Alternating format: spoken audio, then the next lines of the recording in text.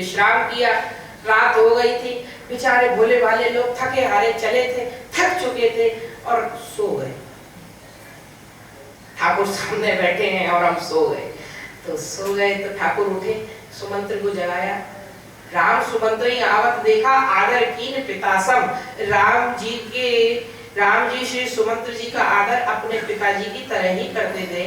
तो सुमंत्र को जगाकर कहा, चाचा जी, पिता साहब का अर्थ तो यही लगाया जाएगा। चाचा जी, हाँ, मेरे वचन में कठिनाई मत डालिए। आप एक काम करिए, क्या अभी तुरंत रथ बनाइए और अभी हम तुरंत यहाँ से निकले। ये लोग तो भोले वाले लोग हैं, मेरे प्यार में पागल हैं, लेकिन मैं अपने वचन में, पिता की इज्जत में कोई दाग बर्दाश्त नहीं कर सकता।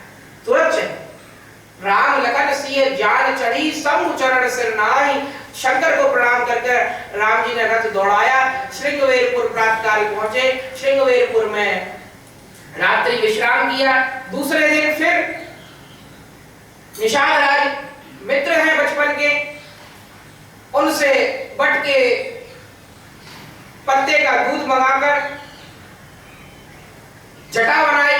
और जब जटा बनाई तो प्यारे भगवत भक्तों, देखी सुमंत्र नयन जल छाए। सुमंत्र रोने लगे, बोले प्रभु महाराज की आज्ञा है कि 4 दिन में आपको लौटना। बोले अब तो जटा बन गई, सन्यासी पर कोई राज आज्ञा का पालन नहीं होगा, कोई राज आज्ञा नहीं लगती, अब तो जटा बन गई। अनुज सहित सिर जटा बनाए, देखी सुमंत्र नयन जल छाए। बोले भगवान आज्ञा है क्या, जौनई फिर धीर दो भाई। हो सकता है राम लखन नहीं आए तो तुम विनय कराओ कर जोरी। फेरी है प्रभु मिथिलेश किशोरी, कम से कम बहू को तो लौटा के ले आना। जानकी जी ने कहा, अगर सूर्य से उसकी किरण अलग हो जाए, मनुष्य से उसकी प्रभा, उसकी छाया अलग हो जाए, चंद्रमा से उसकी चांदनी अलग हो जाए, तो मैं आपके साथ चलती हूँ।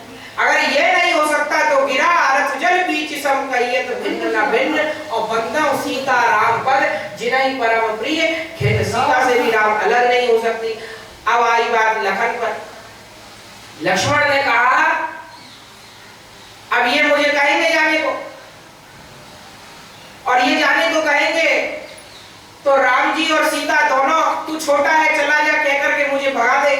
तो लक्ष्मण जी ने बात को इतनी जोर से काटा कि बात जरा बिगड़ गई। लखन कहे कछु अनुचित वाणी। पिता के लिए अपशब्द कहे लखन। पुनि कछु लखन कहे कटु वाणी। पिता के लिए अनुचित शब्द सुनकर प्रभु बरजे। आज पहली बार लक्ष्मण को डांटा राम ने। लक्ष्मण, मैंने ये सब जो किया है ये अपने लिए नहीं किया है, पिता के सम्मान में किया है, और आज तुमने पिता को ही अपशब्द कहकर मेरा व्रत शुरू होने से पहले ही खत्म कर दिया। बार बार निज शपथ दिवाई।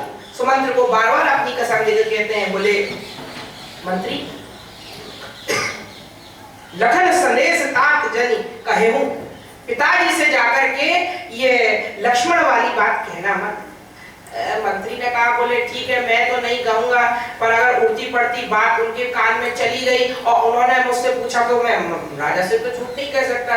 तो एक काम कर लो, 14 साल मुझे भी अपने संग ही रहो, रख लो, ना रहेगा बांस ना बजेगी बांसुरी। राम जी महाराज सुमंत्र की मंशा जान करके कहते हैं, बोले नहीं, अगर आपके मन में मेरे लिए इतना ही प्रेम है, इतना ही सम्मान है, तो मैं अभी तुरंत आपको आज्ञा देता हूँ कि ये रथ लेकर के, राज का रथ लेकर के अभी आप तुरंत अयोध्या लौट जाएं। तुलसीदास जी महाराज कहते हैं, बोले बरबस राम सुमंत्र पठावा और सुर सरी तीर आप चली आवा।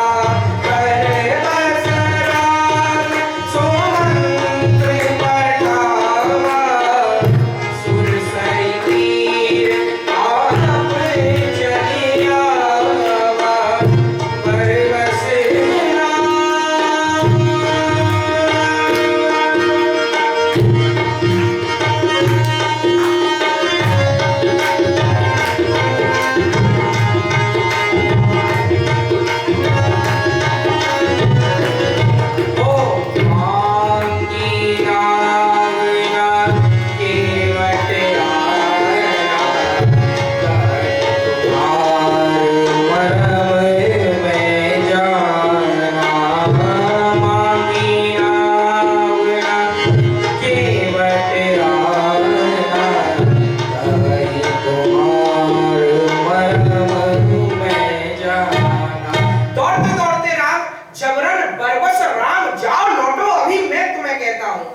कहते हुए भागे भागे बरबस राम सुमंत्र पठावा सुरसरी तीर। तीर माने तुलसीदास जी कहते हैं, बोले मांगत नाव कहां करार पे ठाड़े। एक तो होता है बाबूजी तट, जहां से नदी का और थल का जमीन का संबंध छूटता है। एक होता है कटाव, जहां से किनारे के लिए रास्ता शुरू होता है, कटता है, उसको बोलते हैं कटाव। मांगी नाव ओ पूज्य महाराज श्री भागवत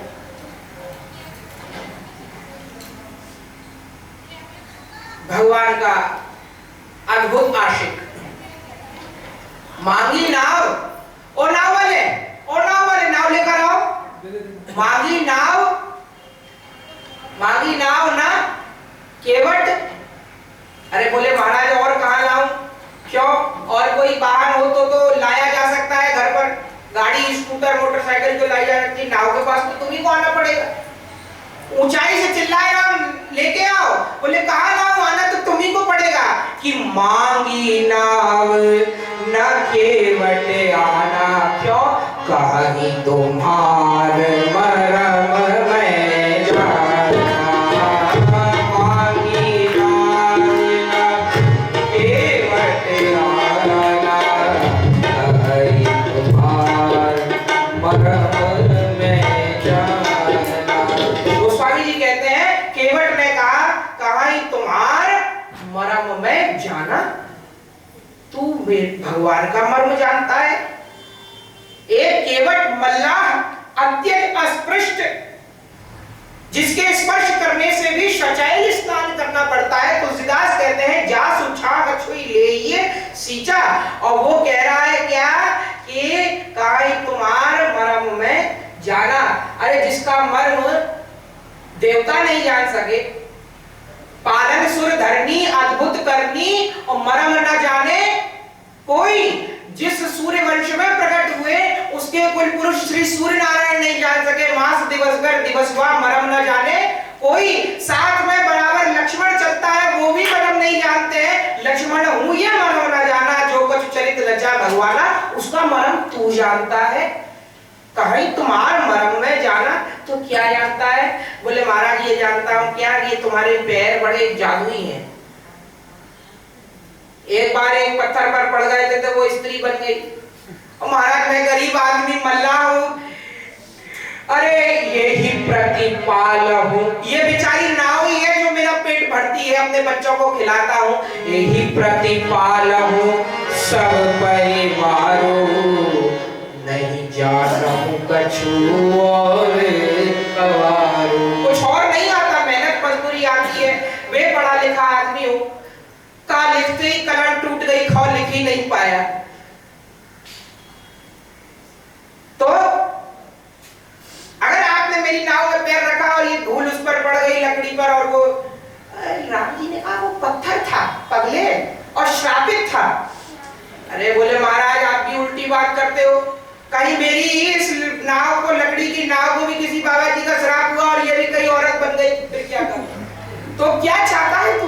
बोले जो प्रभु पार, जो प्रभु पार अवसीगा चाहूं, तो वो ही पद पद पधारन करूं। जो प्रभु पार अवसीगा चाहूं, वो ही पद पद पधारन करूं। जो प्रभु पार अवसीगा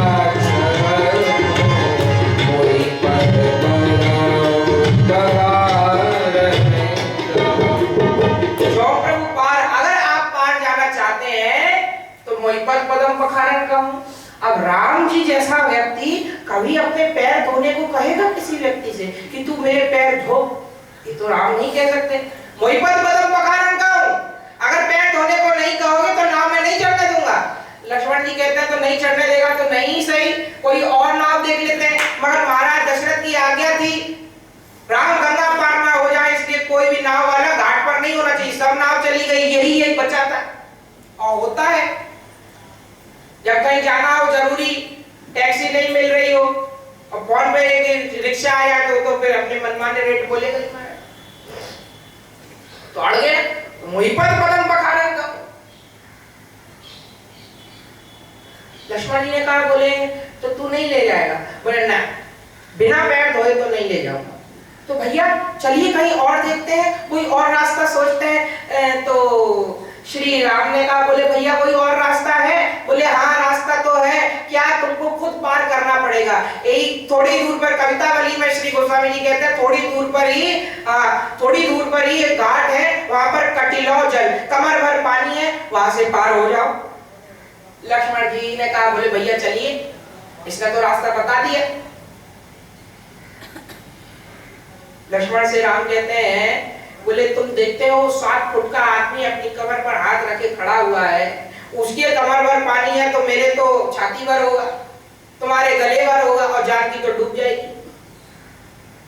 मतलब नहीं समझे वो कहना क्या चाह रहा है, बात ना घुमाकर वो अपनी मनवाना चाहता है। तो कहते हैं पद कमल धोहि चढ़ाई नाव न नाथ उतराई चौं, मोहि राम लेकिन मैं कसम खाता हूं बिना पैर धोए तो आपको नहीं चाहिए। आपकी कसम और आपके बाप की कसम।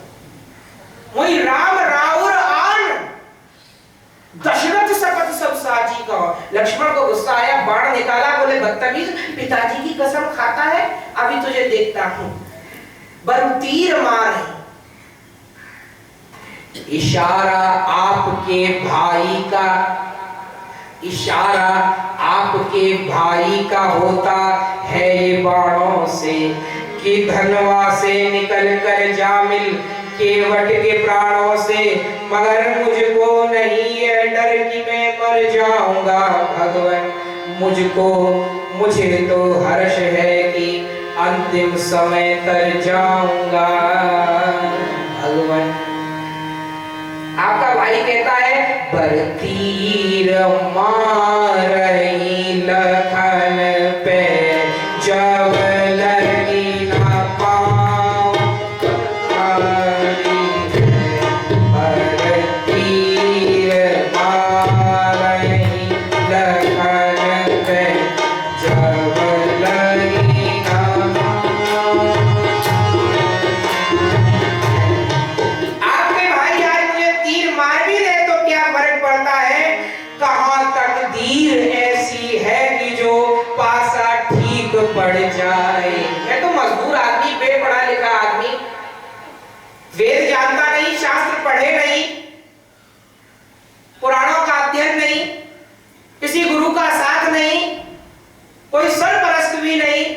मेरा उद्धार होगा तो होगा कैसे? मेरा उद्धार होगा कैसे? कहां तकदीर ऐसी है कि जो पासा ठीक पड़ जाए। कोई ऐसा काम तो किया नहीं कि आपकी शरण में जाने का मौका मिले, तो कि दर्शन आपका करते पखेरु प्राण उड़ जाए।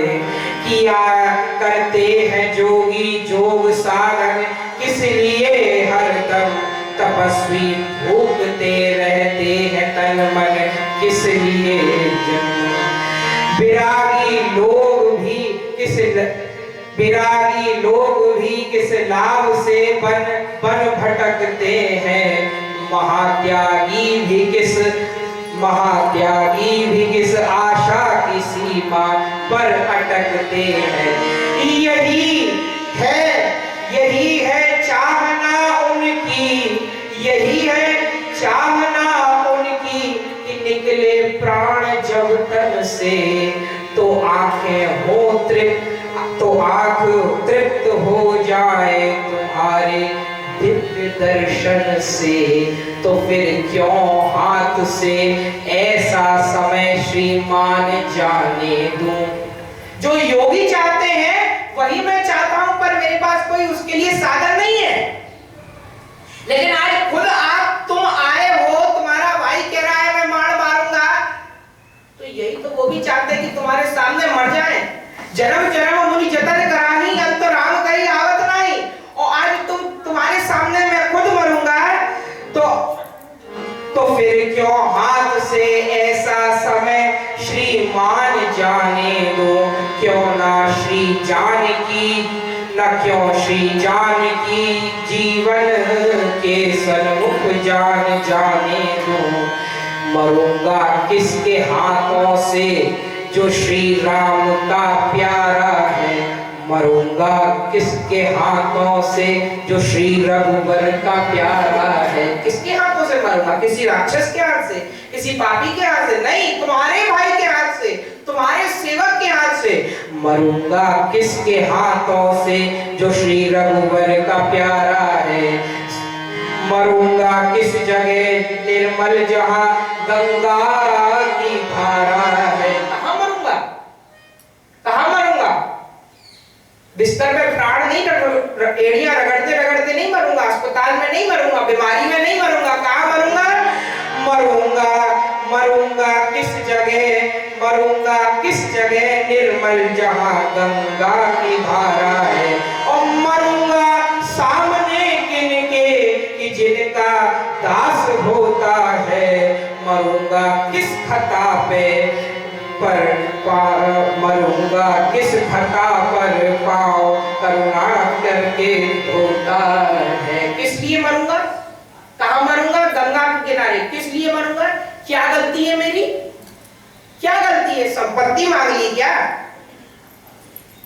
किस लिए मरूंगा? मरूंगा, मरूंगा किस खता पर पाव करुणा के करके धोता है। जो इन पद पंकजों पर प्राण तन को जाएगा केवट, तो कर भी सदा जग में अमर हो जाएगा केवट। अगर मैं तुम्हारे सामने आज इस पांव होने की गलती पर भी मर गया तो याद रखना, ये बात रिकॉर्ड में आ जाएगी।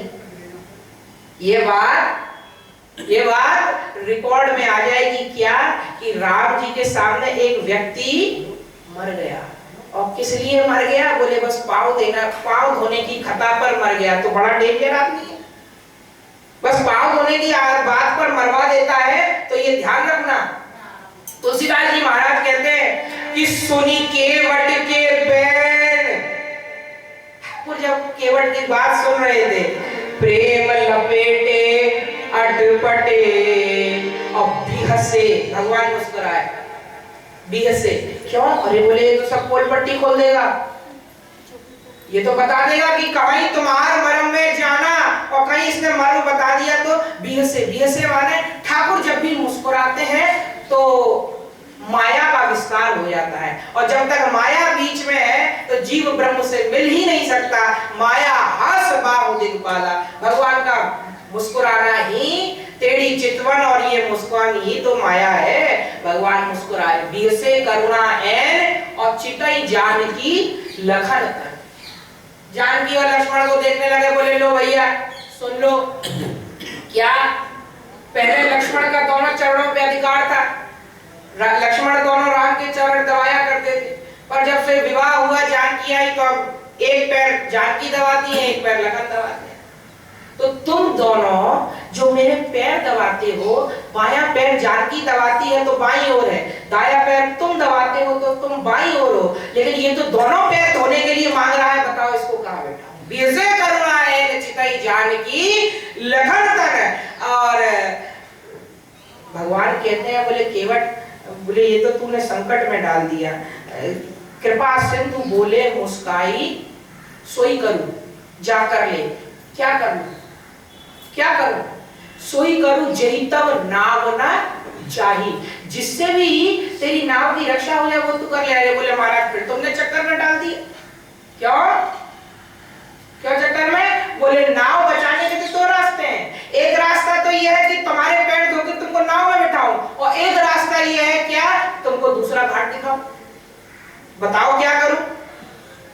एक बार भगवान से मिलने एक भक्त पहुंचा, भगवान ने दरवाजा बंद कर दिया और वो अपना छोटा डंडा लेके वहीं पे कम्बल डाल करके तंबू बम्बू गाड़ करके बैठ गया दरवाजे पर ही। बोले क्यों? तुम दर ना खोलोगे, तुम दर ना खोलोगे, मत खोलो, मैं दर ना छोड़ूंगा। हुकूमत अपनी अपनी, कहीं तेरी कहीं मेरी, कहीं तू भगवान है तो कहीं मैं भक्त हूं। भक्त के बिना भगवान की क्या पहचान? पतित पावन में पतित पहले 50-50% है, ये भी नहीं कि 51 हो जाए। पहले पतित हम हैं तभी तो तुम पावन हो। हमारे बगैर कैसे नाव पार, गंगा पार कर जाओगे? तो क्या करूं जिससे सोई करूं जही तब नाव न जाई? तो उसके तो दो रास्ते हैं कि तुम्हारे पैर धो लूं या तुम्हें घाट दिखा दूं। क्या करूं ये तो बताओ। राम जी महाराज ने कहा बोले ये तो मनवा के ही छोड़ेगा, ये तो अब मनवा के ही छोड़ेगा। अरे इस तरफ ख्वाहिश है, किस तरफ ख्वाहिश है, किस तरफ जिस तरफ तुलसी खड़े हैं, किस तरफ जिस तरफ लखन खड़े हैं, किस तरफ जिस तरफ जानकी खड़े हैं, किस तरफ जिस तरफ हम सब नहीं खड़े। क्यों? हम लोग तो केवट की पार्टी के हैं ना। इस तरफ ख्वाहिश है दुनिया भर के शहंशाह की, और उस तरफ इनकार है एक मस्त लापरवाह की। इस तरफ जिस तरफ हम लोग खड़े हैं यानी रघुनाथ सामने है। अगर हम लोग रघुनाथ की तरफ होते तो क्या हम उन्हें देख पाते? नहीं, हम तो सामने खड़े हैं। जैसे ठाकुर सामने खड़े हैं और आप उनके सामने दर्शन कर रहे हैं, तो लखन जानकी उस तरफ है और केवट इस तरफ है। इस तरफ ख्वाहिश है दुनिया भर के शहंशाह की, और उस तरफ इनकार है एक मस्त लापरवाह की।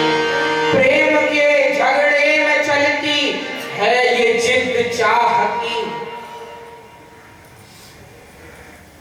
वो चाह रहे हैं कि नाव पार हो जाए बिना पैर धुलाए, वो कहां मानने वाला केवट। तो प्रेम के झगड़े में चलती है ये जिद चाह की, दीन वत्सल की कृपा हो और जिद रहे मल्लाह की। अरे देखिए किसकी विजय और किसकी हार हो, और दोनों मल्लाहों में पहले किसकी किश्ती पार हो।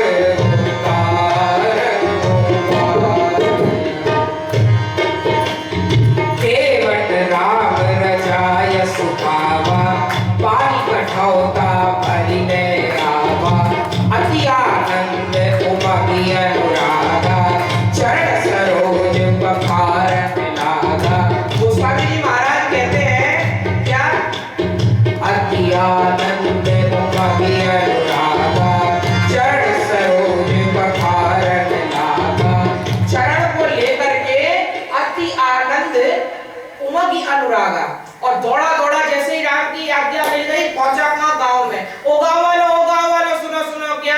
अरे गंगा तट पर रघुनाथ आए पांव धोने। अरे किसी के पास कोई सुंदर बर्तन हो तो जरा निकाल के दे दो। अब ये सुनने के बाद कौन रुकता भैया? वो सब तो पहुंच गए राम जी के दर्शन करने, ये खाली हाथ इधर उधर देखा। फिर नाव में गया, और नाव में गया तो नाव में एक बर्तन होता है जिसमें कभी नाव में पानी भर जाए तो उलीचते हैं, कठौती। तुलसीदास कहते हैं केवट राम रजा यसु पावा, और पानी कठौता। कठौता सर पे भरकर। राम जी ने कहा बोले ये तो कठौती है। बोले तुम्हारे लिए कटौती होगी, मेरे लिए तो कटौता है। अगर तुम्हारी धूल से बने तो लड़का बने लड़की ना बने, बेकार गरीब आदमी को दहेज देना पड़ जाए। पानी कठौता भरी ले आवा, और छोटा सा पात्र उसमें कहां पूरा क्या तिष्ठत शांगुलम सहस्त्र शीर्षा पुरुषः सहस्त्राक्ष सहस्त्रपाद, जिसके एक चरण में ये सारा ब्रह्मांड पूरा नाप जाता है, 3 डेग में तीनों लोक को नाप दिया, उसका चरण एक छोटे से कटौती में कहां आने वाला था। तो क्या कर रहा है, बोले चरण लेता है रघुनाथ का और पानी में डुबोता है, कभी अंगूठा धोता है, कभी एड़ी धोता है, कभी तलवा धोता है। मैं नहीं बोलता, गोस्वामी जी कहते हैं कि अति आनंद उमगी अनुरागा और चरण सरोज पखारन लागा। पखार रहा है, घिस घिस के धो रहा है और क्या कर रहा है, बोले जितने गांव वाले थे सबको पिला दिए। अरे शालिग्राम का चरणामृत तो तुम मंदिर में रोज बनाते हो, लेकिन आज तो ठाकुर खुद बैठा है, पियो एकदम ताजा ताजा चरणामृत बना के सबको दिया, सबको पार किया। तुलसीदास जी महाराज कवितावली में कहते हैं क्या कि छोटो सो कठौतो भरी। मैंने कहा ना ये तो कठौती थी, पर केवट कहता है बोले तुम्हारे लिए होगी, हमारे लिए तो कठौता है। तो छोटो सो कठौतो भरी आने पानी गंगा जो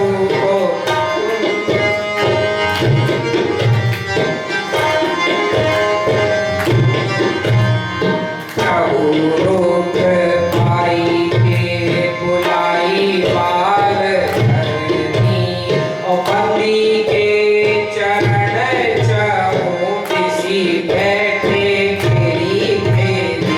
छोटो सो कठौतो भरी आने पानी गंगा जो धोए पाए पियत पुनीत बारी फेरी फेरी।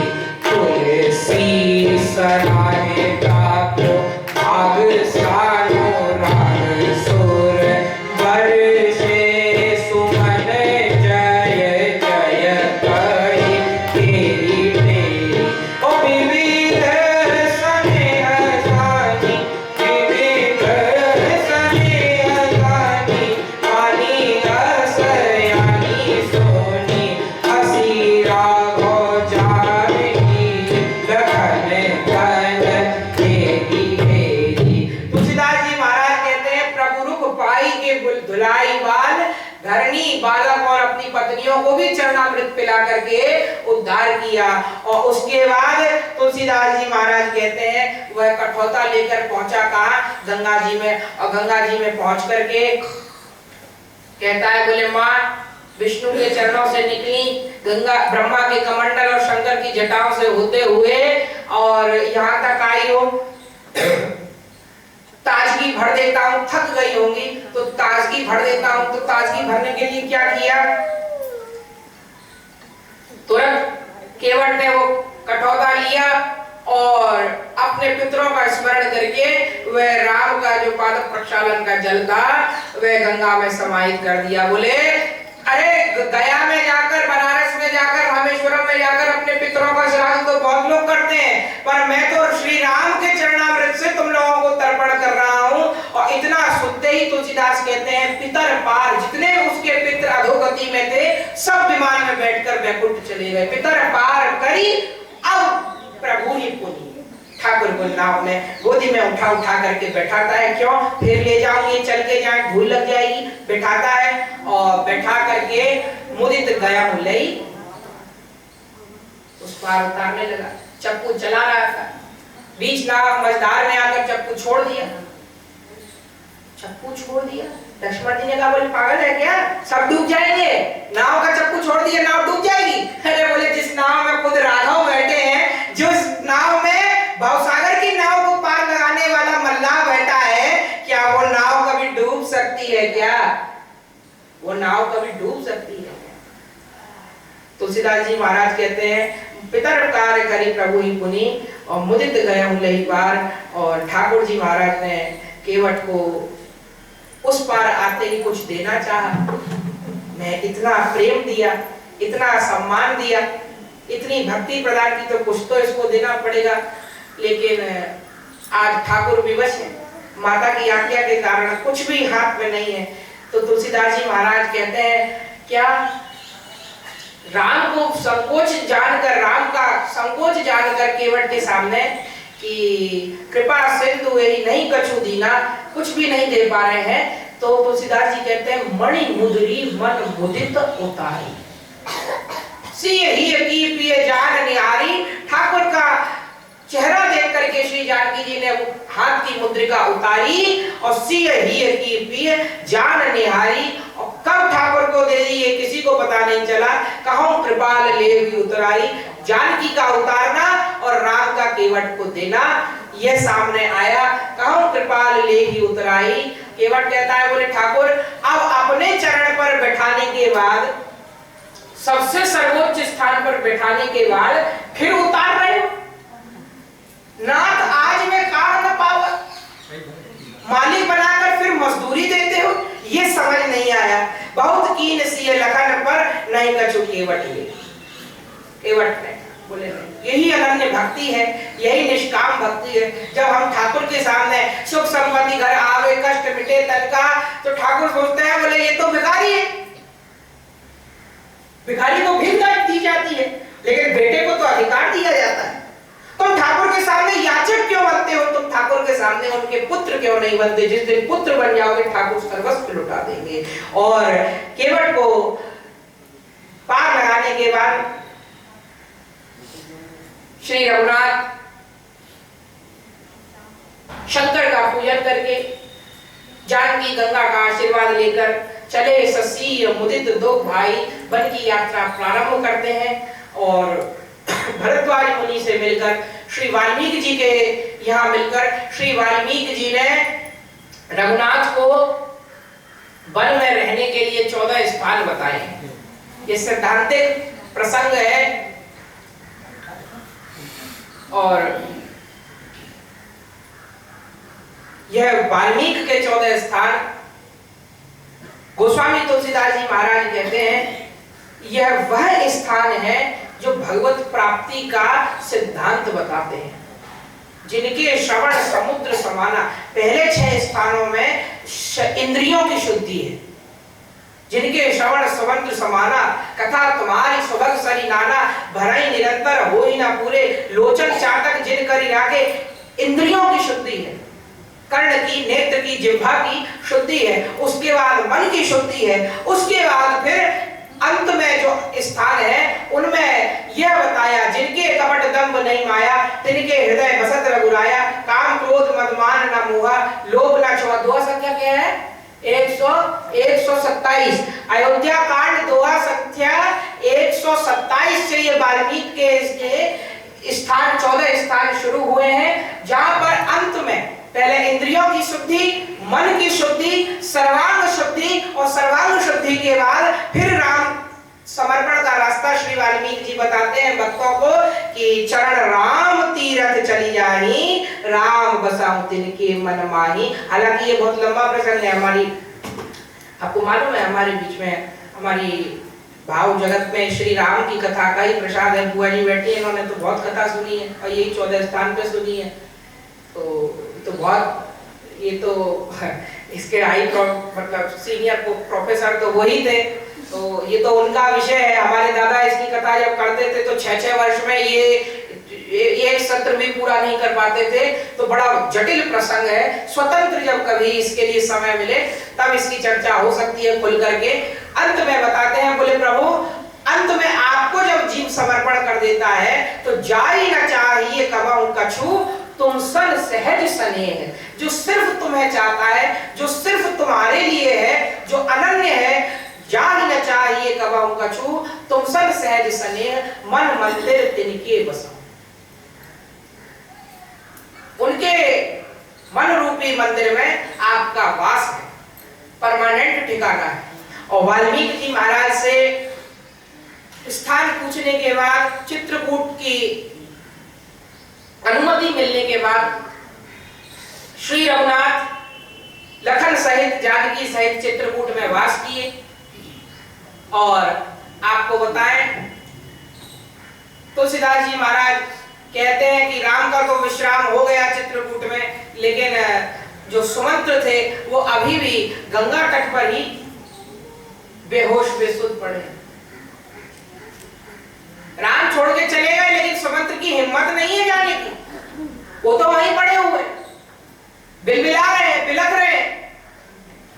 निषाद जब राम को छोड़ करके आए, देखा सुमंत्र की ये दशा, समझाते बुझाते हुए और सुमंत्र को सांत्वना देते हुए, कुछ स्वस्थ करते हुए सुमंत्र जी को अयोध्या लौटने के लिए कहा। पर अयोध्या लौटने के लिए तो रथ में रथ चाहिए, रथ में घोड़े लग नहीं रहे। देखी दक्षिण दिशा की ओर, क्योंकि इसी ओर राम पड़े हैं, दक्षिण दिशा की ओर देखते हुए जितने अश्व, जो राम के प्रिय अश्व हैं, सुमंत्र ने इसलिए इस बार रथ में राम के प्रिय अश्वों को लगाया था कि कम से कम इनको देख करके तो ठाकुर द्रवित होंगे। लेकिन राम के चले जाने के बाद नहीं तृण चरही न पियहि जल और लोचन मोचहि बाल, बस केवल आंसुओं से रोए जा रहे हैं। उन घोड़ों के आंख पर आंसुओं की लकीर दिखती है। श्री कहते हैं निषाद क्या कि जासु वियोग, जिसके वियोग में पशुओं का ये हाल है। अरे जासु वियोग जिए पशु ऐसे, तो प्रजा मातु पितु जियहि कैसे। उनके पिता और माता की क्या गति हो रही होगी। सुमंत्र को समझाते हुए 4 निषादों के संग और श्री निषाद ने सुमंत्र को विदा किया। अयोध्या की सीमा में पहुंचकर निषादों को सुमंत्र भेज देते हैं, बोले अब यहां से तो मैं चला ही जाऊंगा। और रात्रि भर, क्षमा करें, पूरी दिन भर शाम होने तक सुमंत्र अयोध्या की सीमा के बाहर ही रहे, अंदर नहीं गए। दिन में जाएंगे, कोई देखेगा तो कोप का, अयोध्या की प्रजा की कोप का भजन करना पड़ेगा। इसी ने हमसे राम को अलग किया। यही रथ चला करके राम को गंगा पार करवाए, गंगा के तट ले गए थे, तो कोप झेलना पड़ेगा। तुलसीदास कहते हैं अवध प्रवेश कीन अंधियारे, रात्रि में प्रवेश किया और दौड़े दौड़े रथ को लेके गए महल के किनारे, महल के द्वार पर रथ को छोड़ा और छोड़ करके भीतर जाते हैं कि हाजिरी लगा देता हूँ, बात तो फिर कल सुबह करूंगा। पता चला महाराज कौशल्या जी के कक्ष, शयन कक्ष में है। कौशल्या जी के महल में गए, देवी पर प्रणाम करते हैं, राजराजेश्वर की जय हो, चक्रवर्ती सम्राट की जय हो। प्रणाम किया। दशरथ जी की आंख में बिजली चमकी। दशरथ जी ने कहा, बोले सुमंत्र तुम आ गए। कहूं सुमंत्र कहाँ, राम कहाँ है? आना ही फेरी, क्या तुम उनको लौटा के लाए? बना ही सिधाए। सुमंत्र ने हाँ में गर्दन हिलाई। सुनत सचिव लोचन जल छाए। सुमंत्र से दशरथ ने क्या बोले, सुमंत्र एक बात बताओ, क्या तुमने कभी किताब में भी ऐसा लायक बेटा देखा है और ऐसा नालायक पिता देखा है? राय सुनाए दीन बनवासु, मैंने कल शाम को कहा था कि तुम्हें राजा बनाऊंगा और सुबह होते ही धक्के मार के 14 साल के लिए घर से निकाल दिया। राय सुनाए दीन बनवासु, सो सुत भयहु न हर्ष हराशु, प्रसन्नतां यानकताभिषेकस्तथा न ममले वनवास दुःखता, मुखं भुज श्री रघुनंदनस्य मे सदास्तु सामंजुलम्। महल में झाड़ू लगाने का भी कार्य देंगे तो पिता मैं करूंगा, राजी करने को कहेंगे तो भी मैं करूंगा। और उस बेटे के जाने के बाद भी इस शरीर में प्राण बचे, सो सुध बिछरत गए न प्राणा, कोपा की बड़ मोहि समाना। गोस्वामी जी महाराज कहते हैं शरीर भारी होने लगा, अंदर तड़पने लगा शरीर, मन तड़पने लगा और राम राम कही राम कही, राम राम कही राम, तन परि हरि रघुवर विरह, राम गए सुरधाम। 6 बार राम कहकर सुरधाम गए। वशिष्ठ जी आए। वशिष्ठ जी ने दशरथ के पार्थिव को तो सजो करके रख दिया, क्योंकि संस्कार तो भरत ही करेंगे, राम तो वन से लौट के आने वाले हैं नहीं। और पत्र भेजा कश्मीर में। दशरथ तो आज प्राण त्यागे हैं, भरत को तो पहले ही पता चल गया था। अनगत अवध आरंभे जबते कुसुगुन होहि, दिन प्रति देखी, राति को देखी भयंकर सपना। भरत जी रात भर पिता के लिए अशुभ स्वप्न देखते हैं। शत्रुघ्न को बताते हैं, बोले हमने स्वप्न ठीक नहीं देखा है पिता के लिए, जरूर वहां कोई गड़बड़ है। भगवान शंकर का रुद्राभिषेक करते हैं, ब्राह्मणों को भोजन कराकर दान देकर प्रसन्न करते हैं और बस इतना ही कहते हैं, मांगई हृदय महेश मनाही, कुशल मातु परदेश में रह करके अपने परिवार के लिए जो चिंता होती है तो कोई अनुभवी ही अनुभव कर सकता है। कुशल मातु पितु परिजन भाई। कोट महल के कंगुरे से श्री शत्रुघ्न जी महाराज ने देखा सूर्य अंकित ध्वजा वाला रथ, ये तो अपना ही रथ है। दौड़े दौड़े भरत जी के पास आए, भरत जी को कहा, बोले भैया भैया अपना रथ तीव्रता से इस ओर आ रहा है, मैंने अटारी से महल की अटारी से चढ़ करके देखा राजपथ पर अपना रथ दौड़ रहा है। और भरत जी और शत्रुघ्न जी जैसे ही द्वार पर आए, देखा रथ में दूत, और दूत ने हाथ में पत्र थमाया। पत्र में बस इतना ही था। तुलसीदास जी ने पत्र की भाषा भी बता दी है। धावऊं भरत बेग पई जाऊं, नृप स्तुति कतऊं कहूं जनि काहू। और इतना ही उन लोगों को बोलना क्या, गुरु बुलाई पटये दो भाई। बस किसी भी प्रकार से जल्द भरत दोबारा वापस अयोध्या आए, इतना बता करके तुम लोग वापस आना। भरत जी ने जैसे ही सुना कि अभी जाना है तो फिर देर किस बात की, रथ पर बैठ गए। तो भरत जी के जो श्री नाना है युधाजीत जी महाराज, उन्होंने रोका, बोले अभी अभी ये घोड़े इतना चल करके आए हैं, उस समय ट्रेन प्लेन तो था नहीं, इतना दूर लंबी यात्रा करके आए हैं, तुम इन्हें फिर ले जाओगे, ये तो मर जाएंगे थक के। तो मैं तुम्हें अपने जो घोड़े हैं वो देता हूं। और ये घोड़े ऐसे वैसे नहीं, हमारे दादा क्या करते थे, चले समीर बेग है हाके, जे जल चलही थलही की नाई, जल में भी थल में भी और वायु में भी इनकी गति एक समान है। माने कुछ गाड़ियां होती हैं जो 180 की स्पीड से स्टार्ट होती है। महाराज जी एक हमारे प्रिय कथा के प्रेमी हैं, ये जब डिब्रूगढ़ जाते हैं तो दिल्ली से डिब्रूगढ़ जब जाते हैं तो बीच में बिहार में एक स्टेशन पड़ता है बेगूसराय। तो बेगूसराय में वो रहते हैं। यूं तो हमारे उनके पिताजी हमारे दादा के शिष्य थे और किसान आदमी है, खेतीबाड़ी है, लेकिन घोड़ों का बड़ा तगड़ा शौक है। तो महाराज जी दिवाली के बाद, छठ पूजा के बाद बिहार में एक मेला लगता है, सोनपुर का मेला। तो सोनपुर के मेले में महाराज जी हाथी से लेकर चींटी तक सब आता है। तो वहां सोनपुर जाते हैं श्री विनोद राय जी और वहां से घोड़ा खरीद के लाते हैं। और बड़े कीमती 15-20 लाख के घोड़े, अजीब शौक है, और ला के उसको पालते हैं।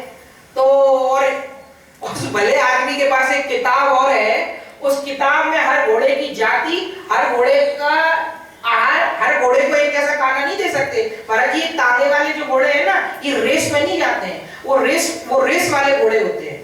तो उनका वही खाना पीना डाइट, उसके पीछे एक 24 घंटे का एक व्यक्ति होता है जो उनकी सेवा।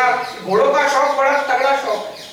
तो ये महाराज केकई के जो पिता है, वरना यही युद्ध की कला, रथ चलाने की जो कला है जिसके कारण केकई ने प्राण बचाए, ये अपने पिता से ही केकई को मिली थी।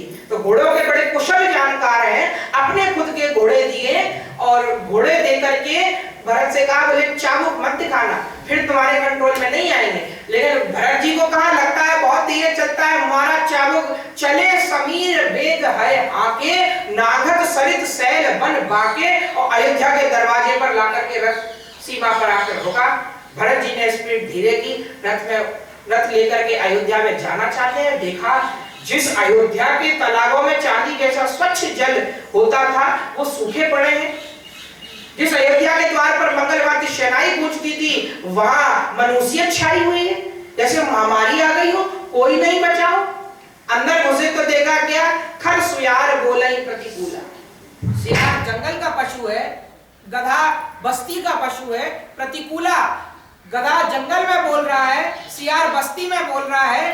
अब शकुन और आगे बढ़े तो देखते हैं क्या, पुरजन मिलाई, एक सामने से व्यक्ति आता है, वो भरत को जानता है, भरत उसको जानते हैं, किंतु भरत से बोले नहीं, अरे भाई इतने दिन बाद मिले हो, हालचाल तो व्यक्ति पूछता ही है, लेकिन पुरजन मिलाई न कहाई कछु और गवई जुहारे जाए। माने भावी राजा है, कल को राजा बनेंगे, और हम आए थे, इसने प्रणाम नहीं किया तो कहीं हमारी गर्दन ना नपा दे। तो प्रणाम तो हाथ तो जोड़ रहे हैं, पर मुंह घुमा के। भरत जी सोच रहे थे कुछ इससे समाचार मिले, लेकिन इस हरकत ने तो भरत की रही सही कसर भी तोड़ दी। कैकई को पता चला, कैकई सोचती है कि यहाँ तो इससे किसी ने बात की नहीं होगी, क्यों करेंगे, इनको तो राम चाहिए। सजी आरती, अपने पुत्र के स्वागत के लिए उसने आरती सजाई। मां की ममता पर प्रश्न चिन्ह नहीं है, भरत के आने को भी गलत नहीं बोल रहा हूं, पर समय तो देखती।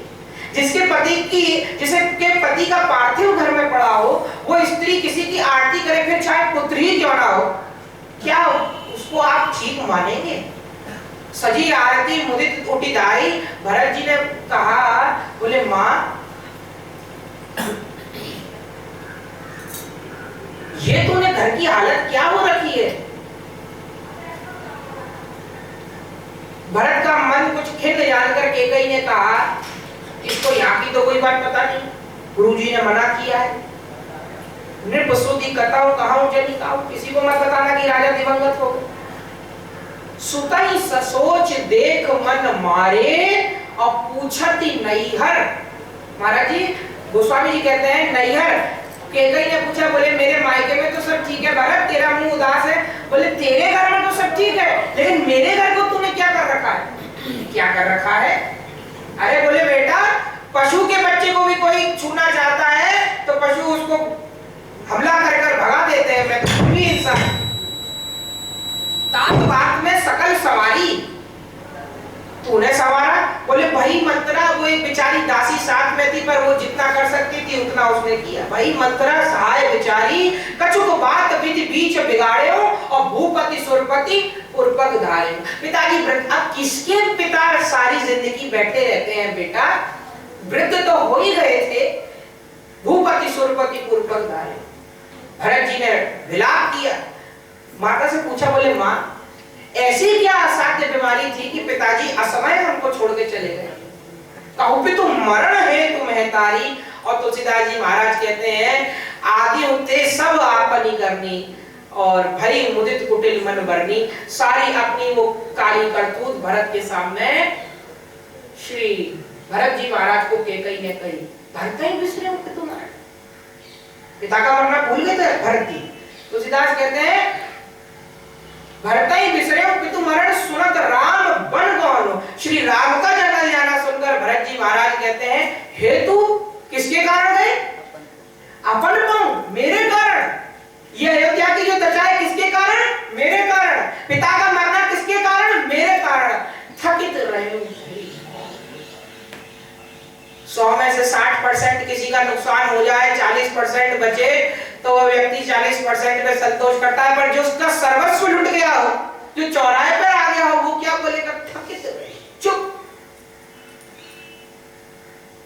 भरत जी महाराज को चुप देखकर कैकई ने कहा, बोले कैकई कहती है, बोले बेटा इतना सब कुछ मैंने सिर्फ तुम्हारे लिए किया है, अब तुम मुकुट पहनकर मेरी आंखों को शीतल करो, राजगद्दी पर बैठकर मुझे प्रसन्न करो। भरत जी महाराज ने मुकुट लेकर के फेंका, बोले इस मुकुट के लिए तूने किया?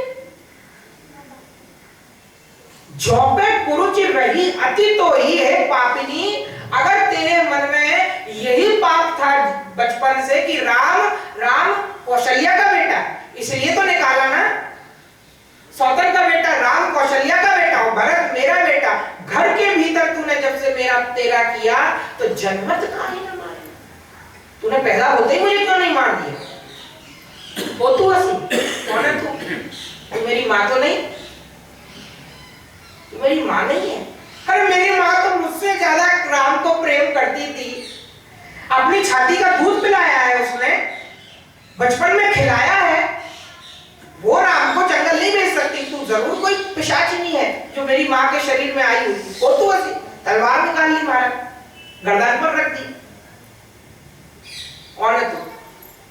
और आज तलवार चल जाती, फिर आज रावण का स्वरूप ही कुछ दूसरा हो, पर नहीं चली।